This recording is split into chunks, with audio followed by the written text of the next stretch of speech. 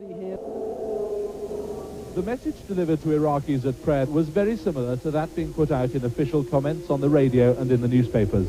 The message here too that Iraq has emerged from the conflict victorious. The Imam here said that it had all been planned by God, that the world was now talking about the Palestinian question because of what Iraq had done.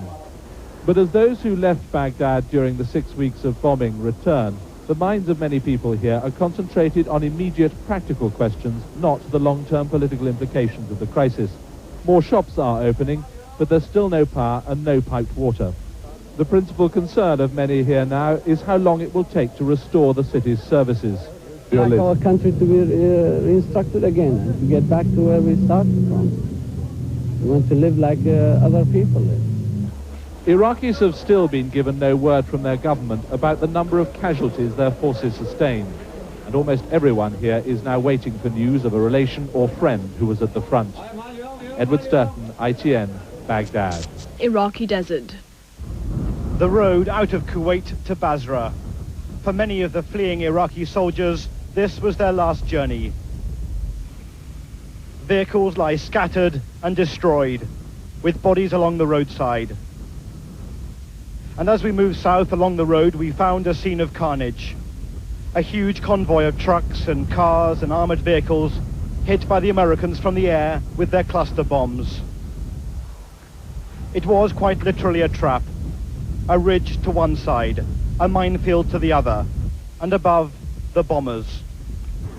The Allies have cleared many of the bodies from the cars and placed them in small groups to one side.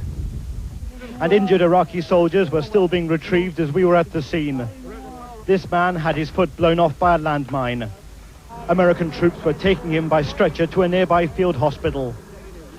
Everywhere were the remnants of a fleeing army, the ammunition, the guns, even what goods they had looted from Kuwait. The Iraqis had fought back, but without air power, they stood little chance.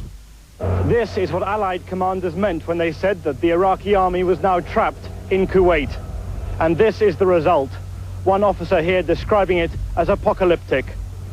At the front of this area of concentrated destruction was a portrait of Saddam Hussein, now framed by American tanks.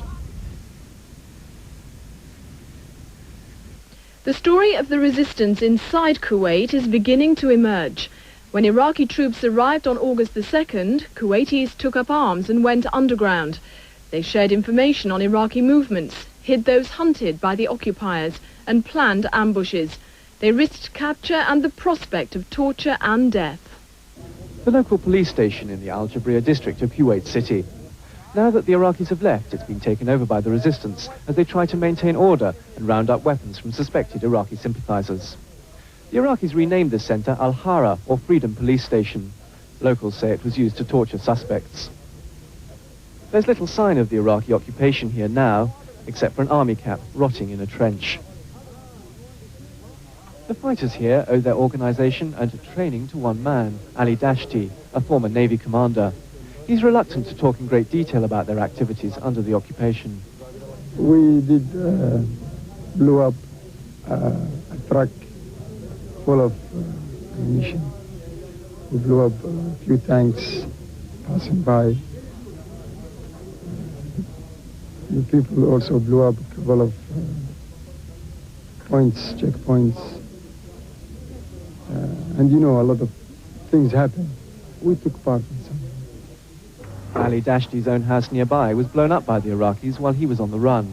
It was acts like this and the random reprisal shooting of Kuwaitis which forced the resistance to slow down its activities after the first month of the invasion.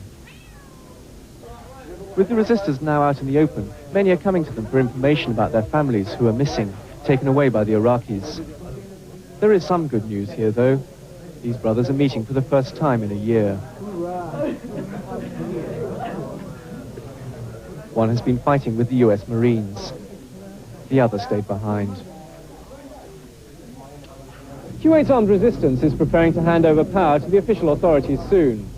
But they say that all Kuwaitis who stayed behind are resistors by very virtue of the fact that they remained here. It's a view that Abdul Youssef would agree with. He printed an underground news leaflet called Free Kuwait People. There was no newspapers, nothing. Only what we get is from the Iraqis. So this kind of thing was making people happier and give them confidence. And what risk did you run by doing this? Life, my family's life, everybody in my family could have been killed for that by the Iraqis. Kuwaitis now have a chance to express their resistance and exorcise the demons of the past 7 months. One struggle is now over. The fight to rebuild their country is just beginning.